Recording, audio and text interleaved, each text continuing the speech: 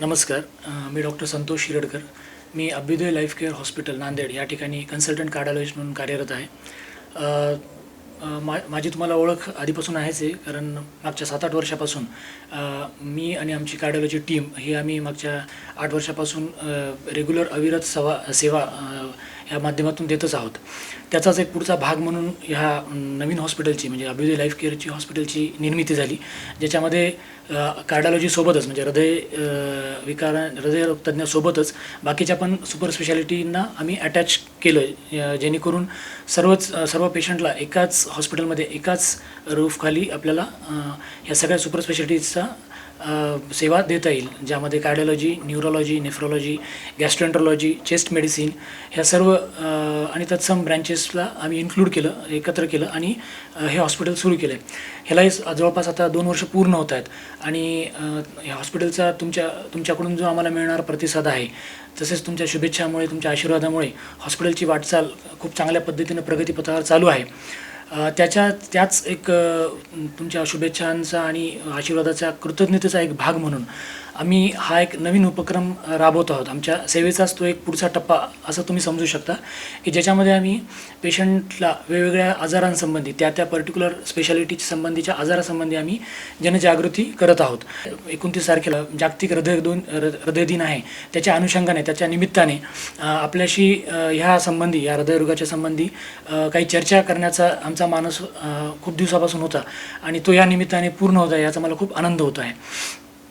तर मित्रांनो, आपल्याला हृदयरोग ह्या संबंधी आपल्याला बऱ्यापैकी जुजबी माहिती आहे, कारण आपले बरेचसे नातेवाईक, आपले मित्रमंडळी, आपल्या आजूबाजूचे लोक, तसेच वेगवेगळ्या माध्यमातून म्हणजे न्यूजपेपर असेल, प्रिंट मीडिया असेल किंवा सोशल मीडिया असेल, TV वर असेल, अशा बऱ्याच ठिकाणी आपण हृदयरोगासंबंधी काही ना काही प्रमाणात ऐकलेलं असतं, वाचलेलं असतं, परंतु ते फार सुपरफिशियल असतं, ते फार जुजबी असतं आणि आपल्याला त्याची म्हणावी तशी एकत्ररित्या शास्त्रीय माहिती म्हणजे हृदयरोग म्हणजे काय, हृदयरोग का होतो, त्याची लक्षणं काय, त्याची निदान कसं होतं, त्याची उपचार पद्धती काय आहे आणि तो कुठल्या पद्धतीने आपल्याला प्रिव्हेंट करता येतो, त्याचा प्रतिबंध कसा करता येतो, ह्याची एक इत्थंभूत सायंटिफिक माहिती, शास्त्रीय माहिती आपल्याला नसते एकाच ठिकाणी मिळाली अशी. म्हणून आम्हाला असं वाटलं की ह्या इतक्या महत्त्वाच्या रोगासंबंधी सर्वच जनतेला एक प्रकारचा मोनोलॉग किंवा एक संवाद करण्याचा आमचा विचार होता आणि ह्या जागतिक हृदयरोगाच्या निमित्ताने तो एक चांगला आपल्याला एक निमित्त मिळालेला आहे त्या दृष्टीने. तर आज आपण ह्या सर्वच गोष्टीवर विस्तृत चर्चा, विस्तृत उहापोह करणार आहोत. मित्रांनो, हृदयरोग म्हणजे हा एक फार ब्रॉड टर्म झाली, एक फार मोठा शब्द झाला.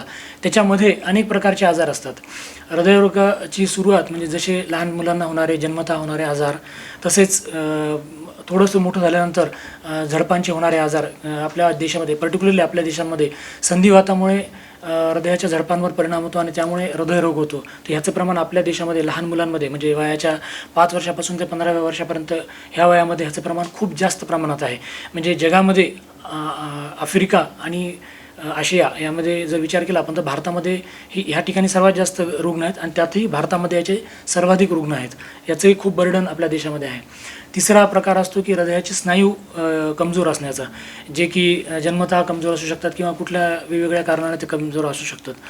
आणि चौथा महत्त्वाचा प्रकार ज्याच्याबद्दल आपण आज विस्तृत चर्चा करणार आहोत तो म्हणजे करोनरी आर्टरी डिसीज, म्हणजे हृदयांच्या धमन्यामध्ये, हृदयाच्या रक्तवाहिन्यांमध्ये चरबी साठून जो आजार होतो, ज्याच्यामुळे हृदयाला होणारा रक्तपुरवठा हा खंडित होतो अंशतः किंवा पूर्णतः, आणि त्यामुळे जो रोग होतो तर त्या रोगाच्या संबंधित म्हणजे ज्याला आपण करोनरी आर्टरी डिसीज असं म्हणतो इंग्रजीमध्ये, आणि आपल्या याच्यामध्ये हृदयविकार ढोबळमानाने जे आपण म्हणतो मराठीमध्ये, तर त्याबद्दल आपण चर्चा करणार आहोत. आता ही आपण चर्चा एक 4-5 क्रायटेरियाच्या अनुषंगाने करणार आहोत की बाबा हृदयरोग म्हणजे काय, हृदयरोगाचं आपल्या देशामध्ये, जगामध्ये त्याचं प्रमाण किती लोक या रोगामुळे मृत्युमुखी पडतात दरवर्षी, हा रोग होण्याची कारणं काय आहेत, कोणते त्याचे रिस्क फॅक्टर आहेत, त्याची काय लक्षणं आहेत, त्याची निदान पद्धती काय आहे, त्याचं डायग्नोसिस कसं होतं, त्याची उपचार पद्धती काय आहे आणि हा रोग कुठल्या पद्धतीने आपण प्रतिबंधित करू शकतो, कुठल्या पद्धतीने आपण त्याला थांबवू शकतो. तर ह्या सर्व गोष्टींचा आपण आता विचार करणार आहोत. तर मित्रांनो, हृदयरोग म्हणजे मी जसं तुम्हाला सांगितलं की हृदयाच्या ज्या रक्तवाहिन्या आहेत त्यामध्ये साधारण हळूहळू प्रमाणामध्ये चरबीचं प्रमाण वाढणे. आता तुम्हाला हे ऐकून धक्काच बसेल की ही जी प्रोसेस असते म्हणजे हृदयाच्या धमन्यांमध्ये रक्तपुरवठा हळूहळू चरबीचं प्रमाण वाढणं, ही प्रोसेस वयाच्या 2ऱ्या वर्षापासून चालू होते. म्हणजे हे आपण कुठंच ऐकलेलं नसतं किंवा बघितलेलं नसतं, परंतु हे सत्य आहे. आपल्याला असं वाटतं की हृदयरोग हा थोडासा 40 नंतर, 50 नंतर, 60 नंतर होणारा आजार आहे, असं अजिबात नाही. ही जी मूळ प्रोसेस आहे हृदयाच्या धमन्यांमध्ये चरबीचं प्रमाण जमा होण्याची, ही वयाच्या 2ऱ्या वर्षापासून चालू होते. जेव्हा हे आपल्या पूर्ण रक्तवाहिन्या बनतात हृदयाच्या आणि पूर्ण शरीरातल्या, मेंदूच्या, हृदयाच्या किंवा बाकीच्या पण, तर त्याच्यामध्ये सेकंड इयरपासून, वयाच्या 2ऱ्या वर्षापासून हे चरबीचं प्रमाण हळूहळू वाढायला लागतं. परंतु यामध्ये फरक काय असतो की चरबीचं प्रमाण या वयामध्ये वाढणारं चरबीचं प्रमाण हे हृदयाच्या रक्तवाहिन्यांच्या बाहेरच्या बाजूनं असतं आणि जे पॅथॉलॉजिकल प्रमाण आहे म्हणजे जे रोगाचं प्रमाण आहे त्याच्यामध्ये काय होतं की हे चरबीचं प्रमाण हे हृदयाच्या रक्तवाहिन्यांच्या आतल्या बाजूनं वाढायला लागतं. हे आतल्या बाजूनं वाढणं हे आपण धोकादायक समजतो. बाहेरच्या बाजूनं वाढणं हा सुद्धा त्या आजाराचाच एक प्रकार आहे, परंतु त्यामुळे हृदयाच्या रक्तवाहिन्यावर रक्ताच्या प्रमाणावर फरक पडत नाही, म्हणून त्याचा आपल्याला त्रास होत नाही, त्याची लक्षणं काही होत नाहीत, म्हणून ते आपल्याला कळत नाही. परंतु जेव्हा हेच प्रमाण, जेव्हा हृदयाच्या बाहेरून वाढणारं चरबीचं प्रमाण हे जेव्हा हृदयाच्या आतल्या बाजून वाढायला लागतं, तेव्हा मात्र हृदयाच्या आतल्या बाजूला हे प्रमाण वाढल्यामुळे तो जो होणारा हृदयाचा रक्तपुरवठा तो हळूहळू कमी व्हायला लागतो आणि मग आपल्याला एका विशिष्ट लेवलनंतर म्हणजे समजा 60% असेल, 70% असेल, हा जेव्हा हृदयाच्या रक्तवाहिन्यांचा एरिया कमी होतो तेव्हा मग आपण असं म्हणू शकतो की आता त्यांना त्रास सुरू झालेला आहे आणि त्या पर्टिक्युलर सिच्युएशनला पेशंटला त्रास सुरू होतो. म्हणजे याचा अर्थ असा की जेव्हा पेशंटला त्रास सुरू होतो, जेव्हा पेशंटला लक्षणं येतात, तेव्हा तो आजार बऱ्यापैकी पुढे गेलेला असतो. हे आपण लक्षात घेणं आवश्यक आहे. आता हे आपण हृदयरोगाबद्दल एवढं विस्तृताने विचार करायचं कारण काय आहे? कारण आज मी तिला पूर्ण जगभरामध्ये हृदयरोगाने मृत्युमुखी पडणाऱ्यांचं एकूण मृत्युमुखी पडणाऱ्यांच्या प्रमाणाच्या 25% लोक, म्हणजे ही फार मोठी फिगर आहे, 100रातले 25 लोक हे केवळ हृदयरोगाने मृत्युमुखी पडतात. त्यामुळे इतक्या मोठ्या प्रमाणात म्हणजे दर 4 लोकांमधून एका व्यक्तीचा मृत्यू हा हृदयरोगामुळे होतो. तर ह्या गोष्टीचा जर आपण विचार केला तर यातली सिरियसनेस, यातली ग्रॅव्हिटी आपल्या लक्षात येते की आपल्याला ह्याचं खरोखरच ज्ञान असणं, काही प्रमाणात तरी शास्त्रीय ज्ञान असणं आवश्यक आहे प्रत्येकाला आपल्यापैकी. तर आता याचं प्रमाणाचा जर विचार, जसं मी सांगितलं की 25% लोक ह्यामुळे मृत्युमुखी पडतात आणि जर आपण ओव्हरऑल किती लोकांना हृदयरोग आहे असा जर विचार केला तर एकट्या भारतामध्ये जवळपास 17 लाख ते 20 लाख लोक हे मृत्युमुखी पडतात एकट्या भारतामध्ये. आणि जगामध्ये जर याचं प्रमाण बघितलं तर जवळपास 1.5 ते 2 कोटी लोक दरवर्षी या रोगाने आजारी पडतात. आजाराचं प्रमाण म्हणजे किती लोकांना हा आजार आहे असा जर विचार केला तर भारतामध्ये जवळपास 5.5 ते 6 कोटी लोकांना हा आजार आहे. म्हणजे ही खूप मोठी फिगर आहे. जर आपण भारताची पॉप्युलेशन 130 कोटीचा जर विचार केला तर त्यातले 5.5 कोटी लोकांना हृदयरोगाचा विचार आहे, हृदयरोग झालेला आहे किंवा त्यामुळे काही लोकांचा मृत्यू झालेला आहे, ज्याचं प्रमाण मी जर सांगितलं की साधारण 20 लाख लोक दरवर्षी मृत्युमुखी पडतात. आणि ह्यामध्ये नवीन पेशंटची दरवर्षी भर पडतेच आहे आणि त्याचंही पर्सेंटेज खूप जास्त आहे. म्हणजे ज्या पर्सेंटेजने हे प्रमाण वाढते, म्हणजे केवळ काही फिक्स पॉप्युलेशनच वाढते असं नाही, तर दरवर्षी त्या पॉप्युलेशनचं प्रमाण पण वाढतं आहे. म्हणजे आपण ज्याला इपिडेमिक म्हणतो की एक खूप जास्त प्रमाणामध्ये, फार कमी काळामध्ये खूप जास्त प्रमाणात रुग्ण ॲड होणं, ज्याला आपण इपिडेमिक म्हणतो, तर तशा पद्धतीलाच आपण म्हणजे भारतामध्ये त्याचं इपिडेमिक आलं आहे असं म्हणू शकतो. ठीक आहे. भारतामध्ये जसा भारत देश स्वतंत्र झाला 1947 नंतर आणि जसजशा आपल्या आरोग्य सुविधा वाढत गेल्या तसतसं आपलं इन्फेक्शियस डिसिजेसचं प्रमाण कमी होत गेलं. म्हणजे मलेरिया असेल, निमोनिया असेल किंवा बाकीचे संडासने होणारे मृत्यू जे असतील, कॉलरा असेल, तर हे जे इन्फेक्शियस डिसिजेस होते, जंतूमुळे होणारे आजार, तर त्याचं प्रमाण खूप ड्रास्टिकली कमी झालं. वेगवेगळे अँटीबायोटिक असतील, आपल्या लोकांचा अवेअरनेस असेल, शासनाने वेगवेगळ्या योजनांच्या मार्फत ह्याच्यावर बऱ्याच प्रमाणामध्ये हॉस्पिटलमध्ये आज ते कंट्रोल केलेलं आहे. परंतु हा भाग पॉझिटिव्ह भाग जर आपण एका बाजूला ठेवला तर दुसरा त्याचा जशी आपली लाईफस्टाईल बदलली, म्हणजे जसं इंडस्ट्रियलायझेशन झालं, उद्योगीकरण झालं, लोकांची आपली नवीन अर्थव्यवस्था आली, त्यामुळे नोकऱ्या वाढल्या, लोकांकडे पैसा खेळू लागला, तर त्यामुळे त्याचा एक त्याच नाण्याची दुसरी बाजू अशी झाली की आपण थोडेसे आळशी व्हायला लागलो. आपण थोडेसे जे खाण्यापिण्याच्या आपल्या सवयी बदलल्या, आपल्या आळशीपणा वाढला, आपल्या विचार करण्याच्या पद्धती बदलल्या, त्याच्यामुळे आपला स्ट्रेस वाढला आणि म्हणून आपण इनडायरेक्टली कळत नकळत आपण ह्या नॉन कम्युनिकेबल डिसीजेस ज्याला म्हणतो, म्हणजे जे एकमेकांकडे पसरत नाहीत, हे त्या व्यक्तीपर्यंत सीमित असतं, परंतु त्याचं प्रमाण मग आपल्या भारत देशामध्ये वाढायला लागलं. त्यातलाच हृदयरोग हा एक भाग आहे. मग ते हृदयरोग असेल, डायबिटीस असेल, हायपरटेन्शन असेल, म्हणजे उच्च रक्तदाब असेल, शुगर असेल, साखरेचा आजार असेल, कोलेस्ट्रॉल असेल, तर ही लठ्ठपणा असेल, तर ह्या दुसऱ्या याला आपण इंग्रजीमध्ये नॉन कम्युनिकेबल डिसीज असं म्हणतो. त्या दुसऱ्या आजारांचं प्रमाण मात्र त्याच प्रमाणात वाढायला लागलं. आणि हे आजार हे बाकीचे इन्फेक्शियस डिसीजसारखे 4-8 दिवसाचे औषध घेतलं, 10 दिवसाचं औषध घेतलं आणि पूर्णतः गेले असं होत नाही. हे आजार होताना लवकर होतात, परंतु ह्या आजारावर कंट्रोल करायला आणि हा आजार न होऊ द्यायला किंवा आजार घालवायला खूप प्रयत्न करावे लागतात, खूप व्यापक प्रमाणावर हे सगळं करावं लागतं आणि ह्याच्यावर मात करायला वेळ पण खूप लागतो. हा दिवसांचा किंवा महिन्यांचा नाही, तर हा काही वर्षांचा हा लढा असतो. म्हणूनच आपल्याला हृदयरोग ह्या विषयावर आपण इतकं व्यापकपणे चर्चा करणार आहोत. तर आता भारतामध्ये जर जगाचा जर विचार केला तर साधारण भारतामध्ये जर एक 5.5-6 कोटी लोक जर ह्या आजाराने ग्रसित असतील, तर जगभरामध्ये साधारण एक 50 ते 60 कोटी लोक ह्या आजाराने ग्रस्त आहेत. जर जगाची पॉप्युलेशन आपण 7 अब्ज कोटी पकडली, तर त्यातले 50% लोक केवळ हृदयरोगाने आजारी आहेत. म्हणजे विचार करा, याचं किती मोठं बर्डन जगावर आहे. भारतासारख्या विकसनशील देशामध्ये हे एवढं मोठं 5.5-6 कोटी या आजाराचं बर्डन जर आपण बघितलं तर ती फार मोठी गोष्ट आहे. आपल्या GDPचा एक फार मोठा भाग तिकडे त्याच्या औषधासाठी आणि बाकीच्या ट्रीटमेंटसाठी खर्च होतो, जो की आपल्या बाकीच्या गोष्टींसाठी खर्च व्हायला पाहिजे. म्हणूनच आपण ह्या गोष्टीला समजून घेतलं पाहिजे. आता दुसरा जो भाग आहे, आता आपण हृदय विकार म्हणजे काय तर याबद्दल बघितलं की हृदयाच्या धमन्यांमध्ये हळूहळू ब्लॉकेजेस होणं, ते हृदयाची रक्तवाहिनी बंद होणं आणि मग त्यामुळे पेशंटला दम लागणं, छाती दुखणं किंवा काही पेशंटला हार्ट अटॅक येणं. मोठा पुढचा भाग असतो हृदयाची ती नस पूर्णतः बंद होऊन हार्ट अटॅक येणे. ठीक आहे, तर हार्ट अटॅक आला म्हणजे ही फार मोठी गोष्ट असते. म्हणजे तो ॲक्च्युली हृदयविकाराचा शेवटच्या टप्प्यात आलो आपण, असा त्याचा अर्थ असतो. ठीक आहे, म्हणजे कारणं कुठून सुरू झाली तर आपल्या वयाच्या 2ऱ्या वर्षापासून हे सगळं सुरू झालं आजाराचं प्रमाण. मध्ये जेव्हा हृदयाचं रक्तवाहिनी आहे 70 ते 80% जेव्हा बंद असतात, तेव्हा मग आपल्याला लक्षणं येतात त्याची हृदयविकाराची आणि हार्ट अटॅक येतो आणि त्याच्यानंतर मृत्युमुखी पडतो. हे असं त्याचं एक स्पेक्ट्रम आहे. म्हणजे हळूहळू चरबी चढणे, त्याच्यानंतर एका विशिष्ट लेवलनंतर 70-80% दम लागणे, त्याच्यानंतर पेशंटला हार्ट अटॅक येणे आणि मग मृत्युमुखी पडणे. तर असा तो स्पेक्ट्रम आहे. तर आता लक्षणामध्ये जेव्हा आपण पेशंटला काही प्रमाणात ब्लॉकेजेस असतात, तेव्हा मग त्याची काय लक्षणं असतात तर ती लक्षणं म्हणजे पेशंटला दम लागणे. पहिलं लक्षण काय असतं तर दम लागणे. काही पेशंटला छाती भरून येणे, एस्पेशली चालताना किंवा वर चढताना, किंवा काही पेशंटला जेवण केल्यानंतर, काही पेशंटला घाम येतो किंवा काही पेशंटला पोट जड होतं, असे खूप काही, किंवा काही पेशंटला हात भरून येतात, गळा भरून येतो.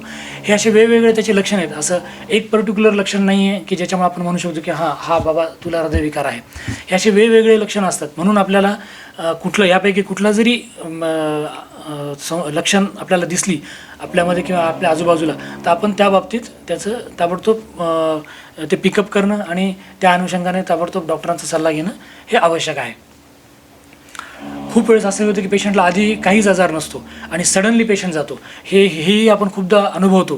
म्हणजे एखादा शेतकरी असेल जो शेतामध्ये काम करतो, एखादा कर्मचारी असेल जो ऑफिसमध्ये काम करत असतो, एखादा माणूस जो वेगवेगळ्या गवंडी असेल, बांधकाम क्षेत्रातला असेल किंवा अजून कुठला असेल, जो त्या क्षेत्रामध्ये काम करतो आणि सडनली छाती दुखते, घाम येतो आणि एक 5 ते 10 मिनटामध्ये त्याचा मृत्यू ओढवतो. हे सुद्धा रोगाचंच लक्षण असतं. ठीक आहे, त्या पेशंटला असे कुठले काही अलार्मिंग सायन्स किंवा ज्याला आपण सावधानतेचे काही इशारे मिळालेले असतात, जे आपण निग्लेक्ट करतो, ज्याचा आपण विचार करत नाहीत, ते आपण अंगावर काढतो हे सगळे विचार, आणि नंतर मग त्याच्यावर त्रास व्हायला लागतो. तर ही पण गोष्ट आपण समजून घेणं आवश्यक आहे. आता हे होण्याची जी कारणं आहेत, म्हणजे याच्यामध्ये कुठले म्हणतो आपण की रिस्क फॅक्टर, जे आता ही झाली कारणं, की म्हणजे की ह्या कारणाशी संबंधित महत्त्वाची गोष्ट असते रिस्क फॅक्टर. म्हणजे कुठले रिस्क फॅक्टर असे असतात की जे आपली ह्या हृदयरोग वाढण्याची किंवा हार्ट अटॅकची रिस्क वाढवण्याची रिस्क वाढवतात. तर त्यामध्ये आपण ह्यांना 2 प्रकारे डिवाईड करतो. त्यातलं पहिलं असतं मॉडिफायबल रिस्क फॅक्टर. म्हणजे काय की जे रिस्क फॅक्टर हे आपण बदलू शकतो, आणि काही असतात नॉन मॉडिफायबल रिस्क फॅक्टर, ज्याला आपण बदलू शकत नाहीत. उदाहरणार्थ आपलं वय, आपण कुठल्या फॅमिलीला बिलॉंग करतो, आपण कुठल्या फॅमिलीमधून आलो आहोत, त्यानंतर आपली अनुवंशिकता थोडक्यात सांगायचं म्हणजे, त्यानंतर आपण कुठल्या सेक्सचे आहोत, आपण मेल आहोत, फिमेल आहोत, पुरुष आहोत की स्त्री आहोत. आता ह्या ज्या गोष्टी आहेत, ह्या गोष्टी आपण बदलू शकत नाहीत. म्हणजे आपण कुठल्या कुळामध्ये जन्म घ्यावा, कुठल्या फॅमिलीमध्ये जन्म घ्यावा, हे आपल्या हातात नसतं.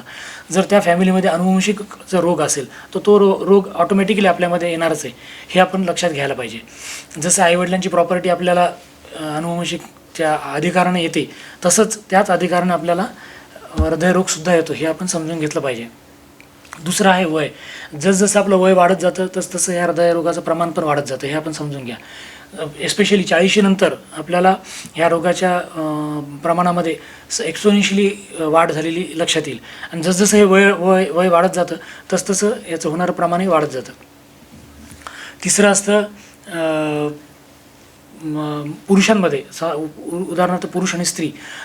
आपण जर पुरुष असू तर पुरुषांमध्ये हे काही वयाच्या 45 वर्षापर्यंत स्त्रियांपेक्षा याचं प्रमाण हे निश्चितपणे जास्त असतं. याचं कारण असं की स्त्रियांमध्ये जे काही हार्मोन्स रिलीज होतात, मेन्स्ट्रुएटिंग हार्मोन्स त्यावेळेस असणारे, ते हार्मोन्स हे कार्डिओ प्रोटेक्टिव्ह असतात, म्हणजे हृदयाला प्रोटेक्शन देणारे असतात. म्हणून जोपर्यंत स्त्रियांची रजोनिवृत्ती होत नाही 40 वर्ष, 45 वर्ष किंवा 50 वर्षापर्यंत, तोपर्यंत त्यांच्यामध्ये हृदयविकाराचं प्रमाण हे पुरुषांपेक्षा निश्चितपणे कमी असतं. त्यामुळे हे नॉन मॉडिफायबल रिस्क फॅक्टर, हे आपण बदलू शकत नाहीत. दुसरे जे मी सांगितलं की मॉडिफायबल रिस्क फॅक्टर, जे आपण बदलू शकतो, त्यामध्ये महत्त्वाच्यामध्ये येतात पेशंटला डायबिटीस असणं, शुगर असणं, पेशंटला हायपरटेन्शन किंवा उच्च रक्तदाब असणं, पेशंटला काही व्यसन असणं, जसं स्मोकिंग आहे, सिगरेट, तंबाखू, दारू असे व्यसन असणं. चौथी गोष्ट, काही पेशंटला कोलेस्ट्रॉल वाढलेलं असणं. अशा पेशंटला जर कोलेस्ट्रॉल जन्मतः असेल किंवा काही खाण्यापिण्याच्या सवयीमुळे असेल, जर कोलेस्ट्रॉल वाढलेला असेल तर तो एक रिस्क फॅक्टर असतो. पाचवी गोष्ट, खाण्यापिण्याच्या सवयीमुळं आपली ओबेसिटी, ज्याला म्हणतो आपण लठ्ठपणा, तो वाढतो, तो एक मॉडिफायबल रिस्क फॅक्टर आहे.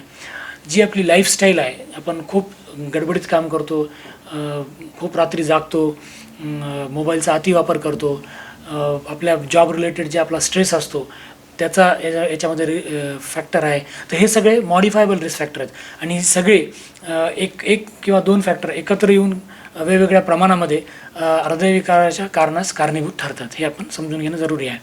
म्हणजे हे आपण का एवढा विचार करतो आहे, कारण समजा तुम्हाला फक्त डायबिटीस आहे तर तुमची एक वेगळी रिस्क असते. जर तुम्हाला डायबिटीस ब्लड प्रेशर आहे तर तुमची रिस्क दुपटीपेक्षा जास्त वाढते. जर तुम्हाला डायबिटीस, ब्लड प्रेशर प्लस तुम्हाला काही ॲडिक्शन आहे तर परत तुमची रिस्क त्या प्रमाणात, त्या पटीमध्ये वाढते. हे म्हणजे जसजसा एक रिस्क फॅक्टर वाढतो तर तेवढ्या पटीत ती रिस्क वाढत नाही, तर त्याच्या जास्त पटीमध्ये ती रिस्क वाढते. म्हणजे डायबिटीस, डायबिटीस, ब्लड प्रेशर आणि जर ॲडिक्शन असेल, व्यसन असेल, तर तुमची रिस्क तिपटीनं वाढत नाही, ती वस्तुतः 5 ते 6 पटीने वाढते, हे 3 एकत्र असतील तर. म्हणून एक रिस्क फॅक्टरचा विचार करणं आणि तो रिस्क फॅक्टर आपलं मॉडिफायल रिस्क फॅक्टर आपल्या लाईफमधून कमी करत जाणं, हे आपल्याला हे महत्त्वाचं आहे, जेणेकरून आपण हृदयरोगाची होणारी खूप मोठी रिस्क खूप कमी प्रमाणामध्ये आणू शकतो. आता लक्षणाबद्दल मी जसं तुम्हाला सांगितलं की अगदी दम लागण्या, म्हणजे अगदी कुठलीही लक्षणं नसण्यापासून, म्हणजे तुम्हाला तुमच्या रक्तवाहिन्यांमध्ये ब्लॉकेजेस असतात पण तरीसुद्धा ते हळूहळू होत असल्यामुळे तुम्हाला त्याचा कुठलाही त्रास जाणवत नाही, परंतु याचा अर्थ असा नाही की तुम्ही पूर्णतः निरोगी आहात, हे आपण समजून घ्या. खूप वेळेस आपल्याला कुठल्या काही टेस्ट केल्यानंतर मग लक्षात येतं की आपल्याला तो आजार आहे. म्हणून अगदी असिम्प्टमॅटिक फेजपासून, ज्याला आपण आमच्या सायंटिफिक लँग्वेजमध्ये असिम्प्टमॅटिक फेज म्हणतो, म्हणजे तुम्हाला कुठलीही लक्षणं नसतात पण तरीसुद्धा तुम्हाला आजार असतो, ते तिथून मग तुम्हाला लक्षणं दिसणं, तिथून हार्ट अटॅक येणं आणि मग सडन कार्डिॲक डेथ होणं, म्हणजे सडनली पेशंटचा जीव जाणं, ह्या सर्व स्पेक्ट्रममध्ये लक्षणं असू शकतात. आता हा जो पिरियड आहे की जेव्हा तुम्हाला कुठलीही लक्षणं नसतात तिथून तुम्हाला जे लक्षणं असतात, हा जो पिरियड असतो हा आपण एक प्रकारे हनीमून पिरियड असं म्हणू. म्हणजे जेव्हा आजार तर असतो परंतु तुम्हाला त्रास तर नसतो. हा पिरियड फार महत्त्वाचा आहे, कारण या पिरियडमध्ये जर आपल्याला आजार आहे हे जर कळलं आणि आपण जर ट्रीटमेंट सुरू केली तर आपण पुढचे होणारे जे धोके आहेत हृदयरोगाचे, म्हणजे हार्ट अटॅक असेल, सडन कार्डिॲक डेथ असेल किंवा हृदयाचं काम कमजोर होणं असेल, तर ह्या गोष्टी आपण 100% बऱ्याच प्रमाणात, 100% तर म्हणणार नाही परंतु बऱ्याच अंशी आपण ते कमी करू शकतो आणि त्या पेशंटचं आयुष्यमान आपण वाढवू शकतो. आता निदान करण्यासाठी हे एकदा जर तुम्हाला कळालं की बाबा आपल्याला ही लक्षणं आहेत आणि आता आपण डॉक्टरांचा सल्ला घ्यायला पाहिजे, तर मग कुठल्या तपासण्या असतात, डॉक्टर काय तपासण्या करतात, आता ते डिपेंड करतं की तुम्ही कुठल्या स्टेजमध्ये आलात. फॉर एक्झाम्पल, उदाहरणार्थ जर तुम्हाला कुठलाही त्रास नाही, फक्त तुम्हाला रेग्युलर चेकअपसाठी आलात, तर मग डॉक्टर तुम्हाला सांगेल की बाबा तुमच्या ECG टेस्ट करायची, 2D इको म्हणून असतो, एक हृदयाची सोनोग्राफी असते, 2D इको कार्डिओग्राफी, ती टेस्ट करायची. ट्रेडमिल टेस्ट असते ज्याच्यामुळे आपण पट्ट्यावर धावतो, एक 5-7 मिनटं 10 मिनटं पेशंटला चालायला पळायला लावतो आणि मग त्याच्यामध्ये काही पॉझिटिव्ह येतं का ते बघतो. त्याच्यानंतर काही ब्लडच्या टेस्ट असतात, शुगरच्या टेस्ट असतील, कोलेस्ट्रॉल, लिपिड प्रोफाईल म्हणतो, कोलेस्ट्रॉलच्या टेस्ट असतात. तर ह्या टेस्ट ह्या रेग्युलर टेस्ट आहेत की ज्याच्यामध्ये आपण पेशंटला असलेला आजार ओळखू शकतो की म्हणजे भले पेशंटला त्रास नाही आहे परंतु परंतु त्याला आजार असू शकतो. अशा पेशंटमध्ये आपण ह्या टेस्ट करतो. ECG असेल, 2D इको असेल, ट्रेडमिल टेस्ट असेल, ह्या सर्व गोष्टी. आता काही पेशंटला असं असतं की ह्या टेस्ट निगेटिव्ह येतात काही पेशंटला आणि त्यांच्यामध्ये पण तरी त्यांना भीती असते किंवा त्यांच्यामध्ये खूप अनुवंशिकता असते, स्ट्रॉंग अनुवंशिकता असते, स्ट्रॉंग फॅमिली हिस्ट्री असते की ज्याच्यामध्ये त्यांच्या आईला, वडिलाला, भावाला, बहिणीला, काकांना, मामांना तीव्र स्वरूपाचे हार्ट अटॅक आलेले असतात आणि त्यांना तो आजार त्यांच्यापर्यंत येऊ द्यायचा नसतो किंवा तो प्रोलॉंग करायचा असतो, पुढे न्यायचा असतो. मग अशामध्ये एक CT अँजिओग्राफी म्हणून एक तपासणी आहे. याच्याबद्दल तुम्ही बऱ्यापैकी वाचलेले असेल, ऐकलेलं असेल, यूट्यूबवर त्याच्या भरपूर गोष्टी अवेलेबल आहेत. तर CT अँजिओग्राफी म्हणजे काय, तर आता मी पहिल्यांदा एक ECG पासून मी सुरुवात करतो.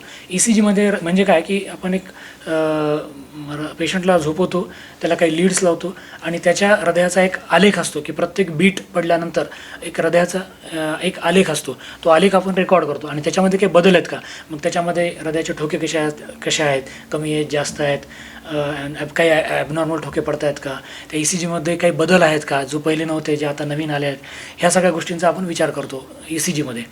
इको म्हणजे हृदयाची सोनोग्राफी. मग त्या हृदयाच्या सोनोग्राफीमध्ये आपण हे बघतो की बाबा हृदयाचं मुख्यतः काम कसं आहे, हृदयाचं काम नॉर्मल आहे की ॲबनॉर्मल आहे, कमी झालं आहे का, हृदयाचे वॉल्व्सची म्हणजे झडपांची स्थिती कशी आहे, हृदयांमध्ये काही छिद्र आहेत का, त्यानंतर हृदयाचे स्नायू कसे आहेत, हृदयाचे स्नायू कमजोर आहेत का, हृदयामध्ये एका बाजूलाच रक्तपुरवठा कमी आहे की सगळ्याच बाजूला रक्तपुरवठा कमी आहे, हृदयाच्या बाजूला काही पाणी जमा झालं आहे का, हृदयाच्या बाजूचा आवरणाचा काही आजार आहे का. तर ह्या सगळ्या गोष्टी आपल्याला इकोकार्डिओग्राफीमध्ये समजतात. तिसरी जी टेस्ट असते ती असते ट्रेडमिल टेस्ट. म्हणजे पेशंटला आपण पट्ट्यावर धावायला लावतो आणि एक 5 मिनटं, 7 मिनटं, 10 मिनटं जशी पेशंटची कॅपॅसिटी असेल त्यानुसार त्यावर पेशंटला पळायला लावतो आणि मग त्यामध्ये ECGमध्ये काही बदल येतात की ते बघतो. पेशंट किती वेळ चालला, किती स्पीडनं चालला, त्या पळताना त्याच्या ECGमध्ये काही बदल आले का, पळताना त्याला काही त्रास झाला का, त्याला छाती दुखली का, त्याला जशी पूर्वी छाती दुखत होती तशी छाती TMT करताना दुखली का. तर या सगळ्या गोष्टींचा आपण त्यामध्ये विचार करतो आणि मग ती टेस्ट पॉझिटिव्ह आहे की निगेटिव्ह आहे की इनडिटर्मिनेट आहे म्हणजे इनकन्क्लुझिव्ह आहे, ते निर्णय आपण मग देतो आणि मग पुढे काही तपासण्या करायच्यात का ते आपण ठरवतो. कधी पेशंटला ह्या सर्व गोष्टी करूनसुद्धा आपण एका विशिष्ट निर्णयापर्यंत पोहोचत नाहीत. मग आपण दुसऱ्या काही इन्व्हेजिव्ह टेस्ट करतो, जसं CT अँजिओग्राफी आहे.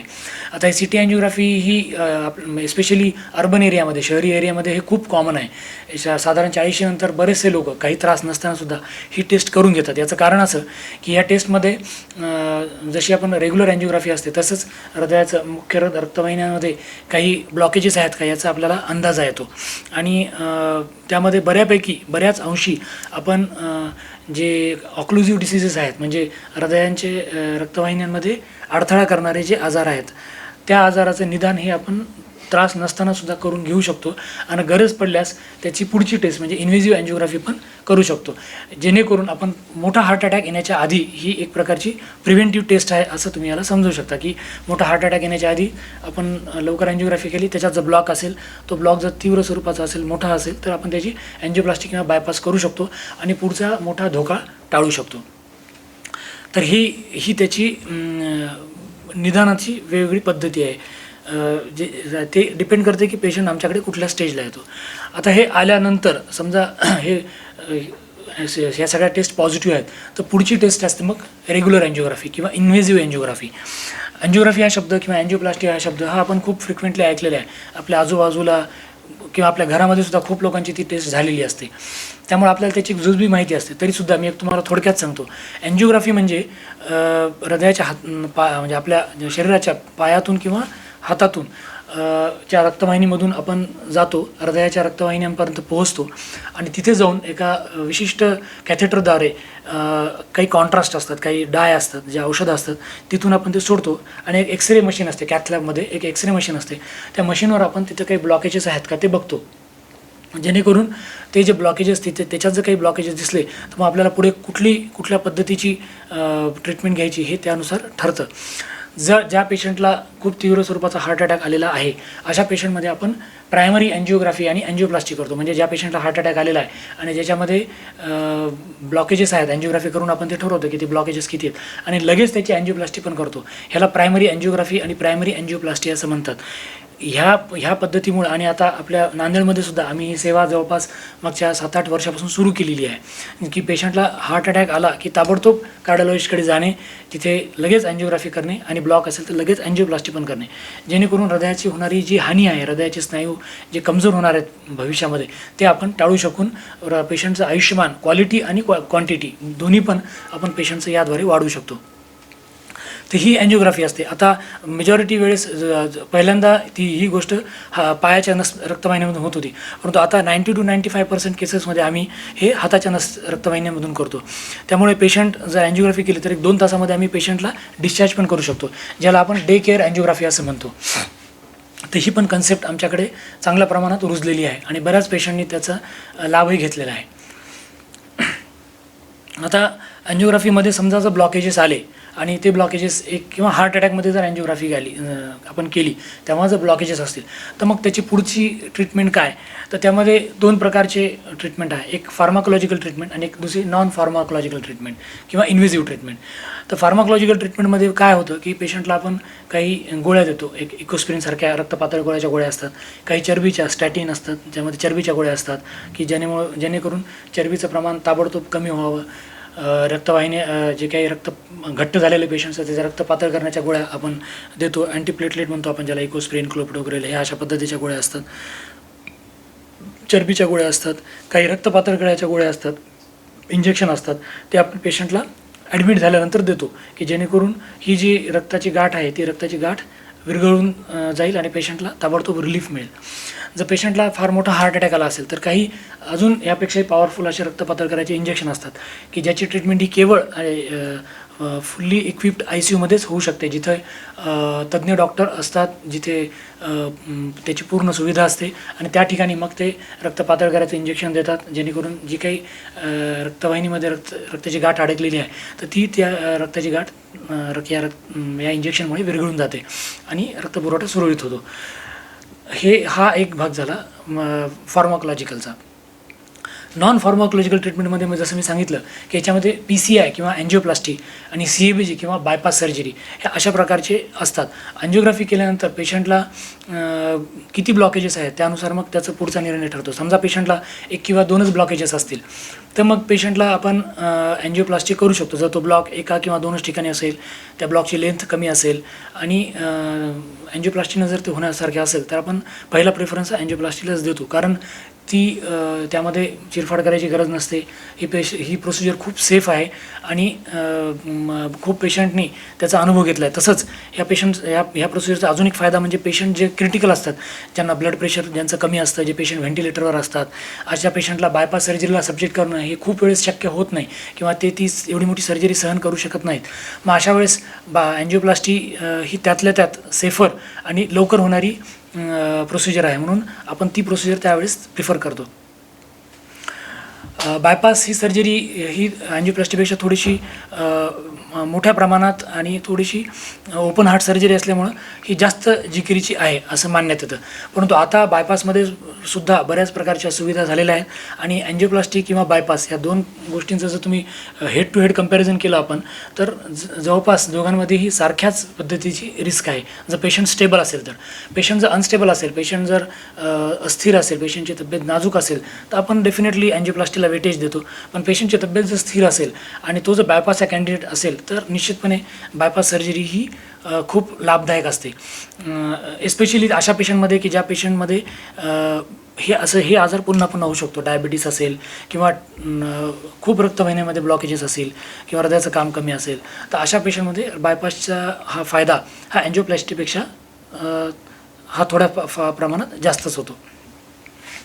आता आपण हे थोडक्यात बघितलं की हृदयविकार म्हणजे अगदी असिम्प्टमॅटिक फेजपासून म्हणजे काही त्रास नसतानापासून ते पेशंटचा मृत्यू होईपर्यंत यामध्ये काय काय असतं की त्याची काय कारणं आहेत, काय त्याची लक्षणं असतात, त्याची काय त्याचे निदान कसं होतं, त्याच्यानंतर त्याचे काय काय मोडॅलिटीज आहेत, त्याच्या इन्व्हेस्टिगेशन कसे करतो आपण, कशा वेगवेगळ्या चाचण्या करतो, त्याची पुढची ट्रीटमेंट जी आहे अँजिओप्लास्टी असेल किंवा बायपास असेल ती करतो. आता त्याच्यानंतर परत आपण शेवटी येतो की बाबा आता ह्या सगळ्या गोष्टींचा जर आपण विचार केला की याचा काय खर्च आहे तर हा खर्च खूप जास्त प्रमाणात असतो. म्हणजे जर अँजिओप्लास्टीचा विचार केला, एमर्जन्सी अँजिओप्लास्टीचा विचार केला तर अगदी 1.5 लाख 2 लाख एवढा खर्च येतो. जर आपण बायपासचा विचार केला तरी साधारण तेवढाच प्रमाणात खर्च येतो. आणि ह्या गोष्टी ज्या गोष्टी ह्या डेफिनेटली आपण टाळू शकतो. म्हणजे हा जो खर्च आहे हा खर्च आपण निश्चितपणे दुसऱ्या कुठल्या चांगल्या कारणासाठी युटिलाइज करू शकतो. आपल्या जो देशाचा जर विचार केला तर आपल्या देशामध्ये हा आपला विकसनशील देश आहे. अशा देशामध्ये जर एका आजारावर एका व्यक्तीसाठी जर आपण इतका खर्च करू लागलो तर आपल्या GDPचा फार मोठा भाग, आपल्या सकल उत्पन्नाचा खूप मोठा भाग ह्यासाठी खर्च होईल आणि ज्या ठिकाणी तो खर्च व्हायला पाहिजे आयडियली तो त्या ठिकाणी होणार नाही. म्हणून आपल्याला जेवढं होईल तर याच्या प्रतिबंधावर फोकस करायला पाहिजे आपण की जितकं हा आजार आपल्याला कसा टाळता येईल होण्याच्या आधीच. एस्पेशली आपल्यासारख्या देशामध्ये जिथं तरुण लोकांचं प्रमाण खूप आहे आणि आम्ही हे बघतो आहे की मागच्या 4-5 वर्षामध्ये जे आमचा स्टॅटिस्टिक्स आहे त्याच्यामध्ये आम्ही असं बघतो की ह्याच वयातले म्हणजे साधारण 25 ते 45 50 हा जो ग्रुप आहे, जो फुल्ली फंक्शनल ग्रुप आहे, जे आपल्या देशाचे आधारस्तंभ आहेत, जे काम करतात, पैसे मिळवतात, त्याच ग्रुपमध्ये हा आजार खूप जास्त म्हणजे खूप प्रमाणामध्ये आढळलेला आपल्याला जाणवतो. मग आता ह्या आजाराला जर ह्या ग्रुपमधून जर आपल्याला टाळायचं असेल तर त्याचे काही प्रतिबंधात्मक उपाय आहेत. तर ते उपाय आपल्याला स्वीकारावे लागतील आणि त्याचं आपल्या घरापासूनच त्याची सुरुवात करावी लागेल.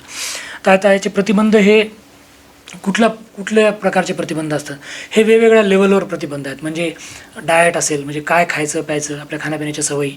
दुसरं आपल्या व्यसनाच्या सवयी. तिसरं एक्झरसाईज आणि बाकीच्या गोष्टी त्या एक्झरसाईज आणि तत्सम गोष्टी. चौथं योगा ज्याला आपण म्हणतो की योगा करणं आणि ह्यावर मात करणं. तर आता एक टप्प्याचा विचार करूत. जर आपण डाएटचा विचार केला म्हणजे आता आपली जर खाण्यापिण्याच्या सवयी जर बघितल्या, तुम्ही 10-15-20 वर्षापूर्वीची आपली खाण्याची सवयी बघा आणि आजच्या आपल्या खाण्याच्या सवयी बघा किंवा आपल्या मुलांच्या खाण्याच्या सवयी बघा. आपण लहान असताना किंवा आपले आईवडील लहान असताना जे खाणं पिणं होतं की बाबा साधं जे वरण भात भाजी पोळी खाणं, हिरव्या पालेभाज्या खाणं किंवा सॅलड्स खाणं, जसं कोशिंबीर आहे, टमाटे आहे, मेथी आहे, तर ह्यावर आपला भर असायचा त्यावेळेस. चटणी आहेत काही प्रकारच्या, जवसाची चटणी आहे किंवा आहे. तर हे अशा प्रकारचं हे जे हेल्दी फूड होतं हे आता आपलं हळूहळू कमी होत चाललेलं आहे आणि ह्याची जागा थोडी मसालेदार, तेलकट, तुपकट, बऱ्याच प्रमाणामध्ये आपलं नॉन व्हेजिटेरियनचं पण प्रमाण खूप प्रमाणात वाढलेलं आहे. आणि अर्थात ह्या नॉनव्हेजला यामध्ये टार्गेट करण्याचा किंवा त्याला कमी लेखण्याचा बिलकुल उद्देश नाही आहे. परंतु काही प्रकारचे नॉनव्हेज जे असतात जसं मटण आहे किंवा काही विशिष्ट प्रकारचे नॉनव्हेज असतात ज्याच्यामध्ये फॅटचं प्रमाण जास्त असतं. तर हे सर्व खाण्याच्या सवयी हे आपल्या इनडायरेक्टली आपलं शरीरातलं चरबीचं मेदाचं प्रमाण वाढवायला मदत करतात आणि ह्या रोगाला वाढवायला मदत करतात. त्यामुळे त्या ठिकाणापासून आपल्याला ह्याची सुरुवात करायला पाहिजे. म्हणजे कसं करायला पाहिजे की आपलं हे अन्न हे 3 ठिकाणी विभागलं गेलं पाहिजे. जसं पहिल्यांदा जो ब्रेकफास्ट असतो आपला, त्या ब्रेकफास्टमध्ये जेवढं आपलं मॅक्झिमम फूड हे ब्रेकफास्टला असलं पाहिजे.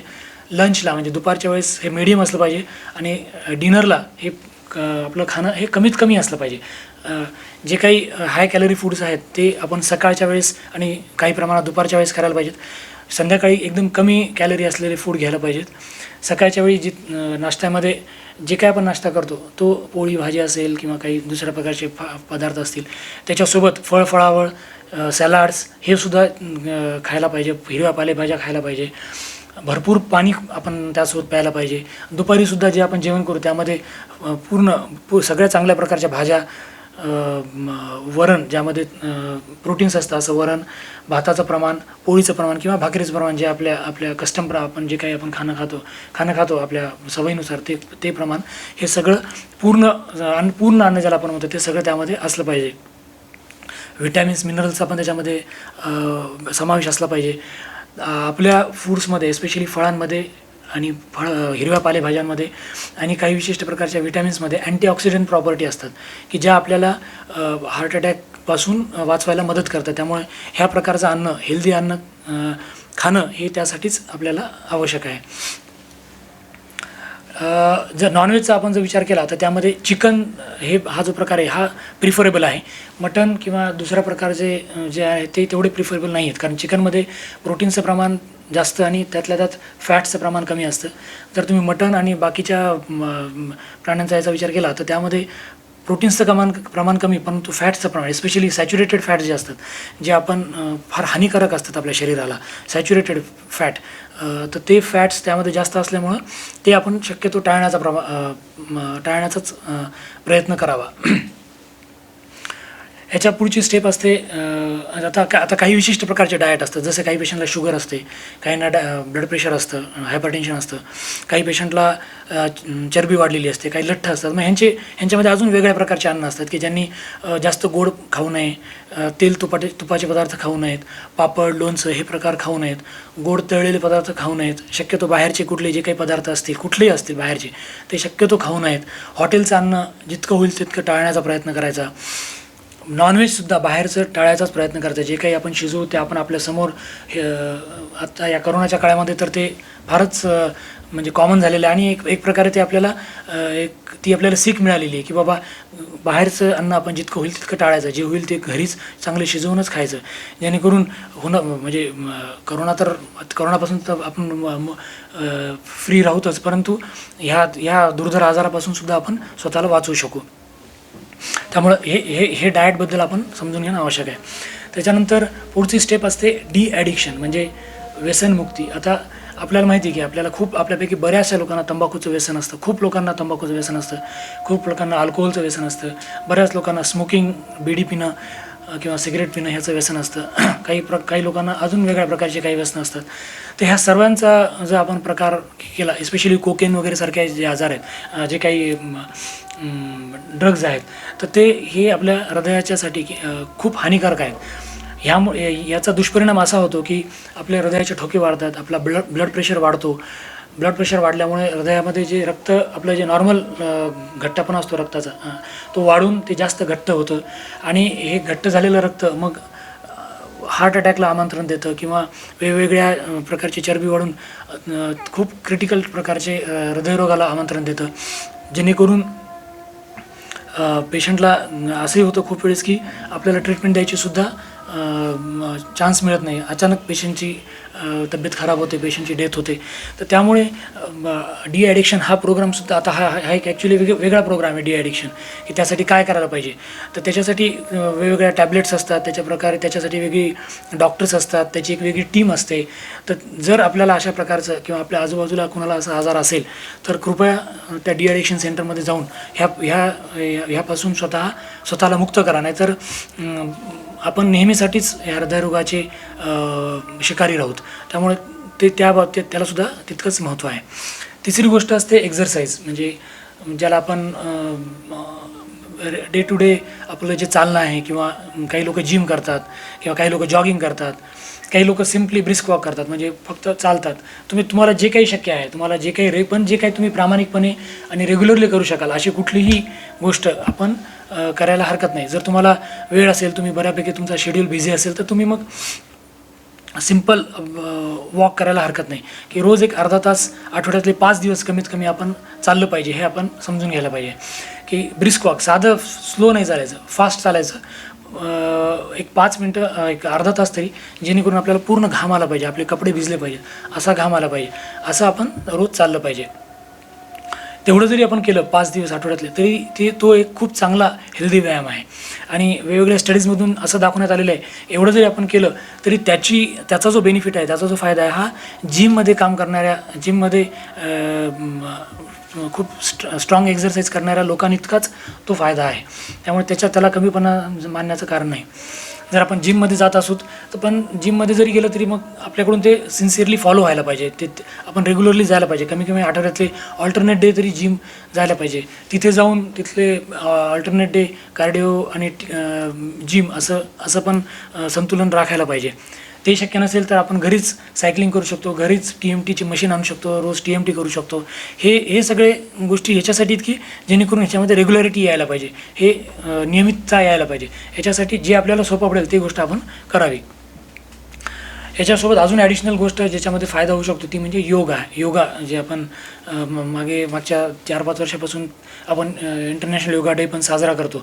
तर त्याचा आपल्याला पण हे एक दिवस करून होण्यासारखं नाही. आपण रोज काही वेळासाठी 10 मिनटं, 15 मिनटं, अर्धा तास आपल्या वेळेप्रमाणे, आपल्या सोयीप्रमाणे जसं होईल तसं रोज एक 5-10-15 मिनटं योगा करायला पाहिजे.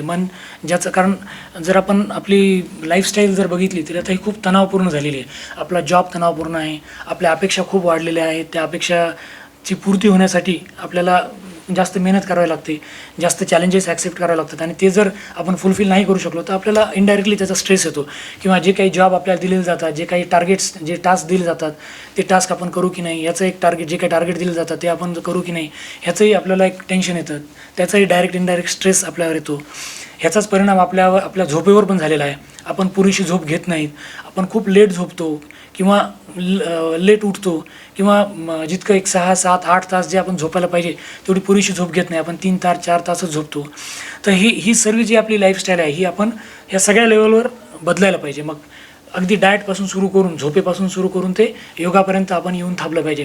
म्हणजे ज्या लेवलला आपल्या चुका झालेल्या आहेत त्या प्रत्येक लेवलला आपण ही चूक आपण रिव्हर्ट जाऊन करायला पाहिजे, म्हणजे सुधारायला पाहिजे.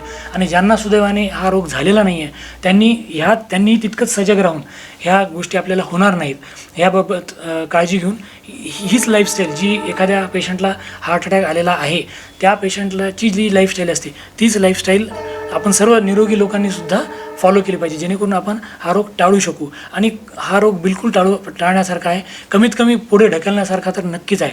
अगदी 30मध्ये, 40मध्ये, 50मध्ये जर आपल्याला हा रोग आला तर त्याचं होणारं आपले आर्थिक नुकसान, आपलं वैयक्तिक नुकसान, कुटुंबाचं नुकसान, देशाचं नुकसान, या सगळ्यांचा विचार करता प्रतिबंध हाच त्यावर एक मुख्य उपाय आहे. आणि मला असं वाटतं की आपण याबाबत बऱ्यापैकी विस्तृत चर्चा केली आहे.